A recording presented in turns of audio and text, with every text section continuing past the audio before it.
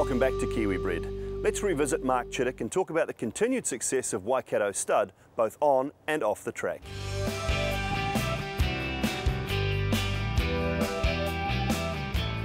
Mark, Waikato Stud's the leading black type breeder in New Zealand. What is the success down to? Look, I think the farm in itself, it has consistently produced a lot of good horses over a number of years. I think it's been operating as a thoroughbred nursery now for 45 years. We've been here for 20 of them. But we keep things as simple as we possibly can. At the end of the day, we've been farmers a long time, so a lot of that goes into it. But wholly and solely, we try to produce the best racehorses that we possibly can. And there's obviously a lot that goes into it. But I think obviously the way that they're bred, the environment that they're raised in, the education that they have, gives them an unbelievable sort of sounding board to launch from. You've bred some amazing racehorses out of the stud. I can think of Starcraft, O'Reilly, Alamosa, just to name a few. Those successes must be a great feeling for you. Yeah, they certainly are, and we do follow them very closely. At the end of the day, it's very nice selling them and getting good money for them, but at the end of the day, it's great watching them go on and perform for those people that have purchased those horses. And yeah, it's given us some great thrills. When Starcraft, you know, when he Doull Group 1 winner here and in this part of the world and in Europe, first time a New Zealand breeder's ever done it. You know, and to produce those 6 individual Group 1 winners in a season which hasn't been equalled by any Australasian breeding enterprise. It's very satisfying and exciting. It's Alamosa, Rockwood getting through, Sea Battle coming at them, don't know where to look here. Alamosa takes the lead now out wide. Alamosa the Kiwi, Alamosa drew away and won it from Rockwood second, anything third. Inside the 200 metres, Sunburnt Land goes to the lead. Here comes Swick and Turfontaine, they're flashing home. Sunburnt Land in front, but Bart's going to do it again. Swick raced up on the outside and Swick has got up to win it by next to Turfontaine. Marcus Maximus though reaches the lead. It's Marcus Maximus and Berlioz is getting home strongly near the fence. The Victorians from Phenomenons. Marcus Maximus, Berlioz who died, but Marcus Maximus wins the derby. Solo Fly ran to the front now, 200 to go. They're coming after it on the outside. Musket, Vision and Power, Pinnacles, triple on a Largo Lad. I don't know where to look. Vision and Power! Vision and Power for Jim Cassidy wins it. And now Daffodil dives through in the centre and Think Money on the outside, but it's Daffodil. The Kiwi's gone to the front. Think Money next from Miss Darcy, but Daffodil races away. She was unlucky in the New Zealand Oaks. She Tones here to win by 2. Think Money got second, Miss Darcy third. Your mares, I mean there's a lot of successful mares here as well, but are there any families in particular that stand out for you, any mares in particular? Well, I suppose off the top of my head would be probably Escada, and that goes back to Georgina Bell, who was a Pakistan mare that Gary actually bought out of the United States. Interestingly enough, back in those days, and you know that family, we have a lot of that family, and Escada herself, she's 19 years old now, but she's already produced. Well, at this stage, she's produced two Group 1 winners, amongst other stakes winners as well. So, and that family now is your 4th and 5th generation that we're breeding out of. Another satisfying one was probably Legs and her family. She was out of River Century, and it was a family that we established earlier on, but didn't actually end up with fillies out of, and that's probably the catalyst for us keeping some of our nicer fillies now.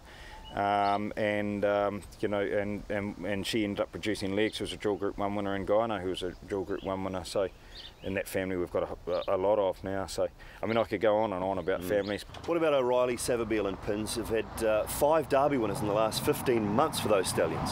Yeah, that is incredible, Dooley. And you know, Savabeel's only a young horse. He's only got 5-year-olds, and for him to have 2 Derby winners and a Oaks winner in his career so far is incredible. But yeah, they're producing fine horses all over the world.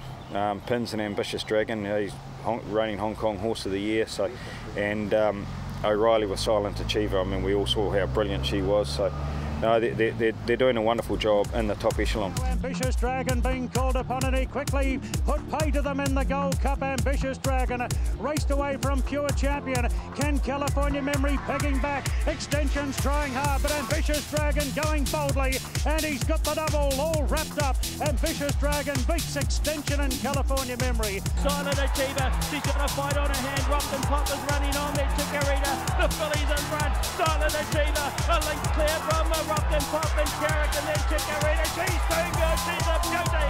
And at the line, she won the Derby. Brambles in front, coming to the 200. Quintessential trying to get out after it, then to Hunger. But Brambles is the leader with 100 metres left to go. Quintessential trying to bridge the gap. Brambles a length in front. Quintessential can't get there. And Brambles will lead all of the way and break win of the Derby. Brambles from Quintessential, west, south, west. What about the New Zealand Sire Awards? You're dominating two of them with Riley and Pins. Yeah, well, obviously with those sorts of awards, the figures don't lie. But yeah, for the three of them to be in the mix of all three of those international earnings and Australasian earnings and local earnings, it's some feat really. And I don't know whether it's been done before with three different sires, and even you know, Savabeel fighting out the Jura Award with Zabeel, and it's quite incredible really, considering his oldest are only 5 years old. It's very satisfying, and listen, it keeps a stud like ours going.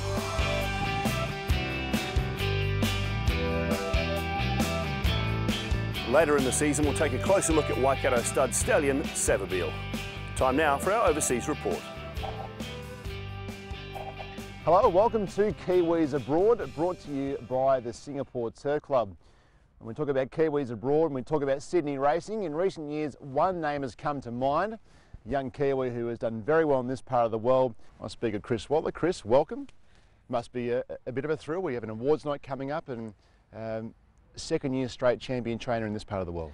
Yeah, it will be, Richard. The first year was very humbling, and yeah, this year's been a lot of pressure to do the same, but we've got a good team behind us, and it's worked out well. It's a long season, 52 weeks, and fortunately in Sydney we get to race on good tracks most of the year, and yeah, it's just a good environment to be in. I imagine you come over, you start with some Kiwi Bred gallopers, and that continues all the way through to horses in recent years like Rang Do and rising stars like Said Com. So the Kiwi roots, from the horse's point of view, is still well and truly there. Yeah, that's all we had to start with, and I can remember bringing 6- and 7-year-olds over, and we were getting a bit of a name for winning races with old horses out of carnival times.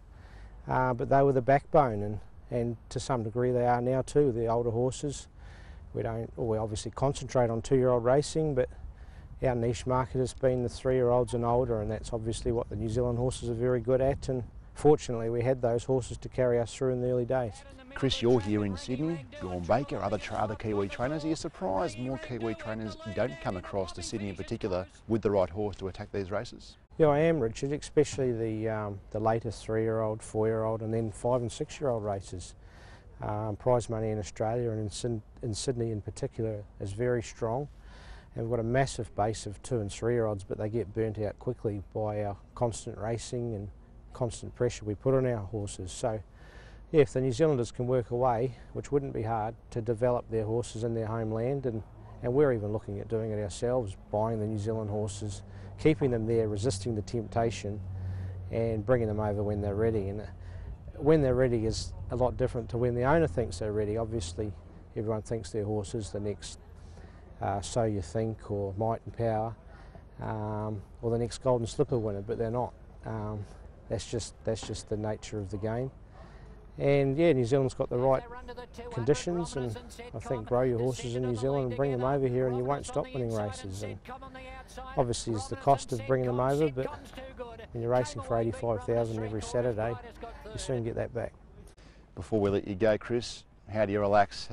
Weekends can be mostly out, certainly Saturdays, but how do you yourself and the family away from the race and relax in a beautiful town like Sydney? Sundays, that's what I look forward to. I probably look forward to that more than a big race day. As soon as my last horse goes across the line on a Saturday, I just feel a relief of no pressure, and by being well organised you can enjoy your Sunday off, don't worry about a thing, turn the phone off and enjoy your family and start fresh on Monday. And fortunately, we've got good race meetings to roll into. Well, we're talking about Kiwis abroad. You're certainly one that is doing well, so we look forward to watching into the future. Thanks very much.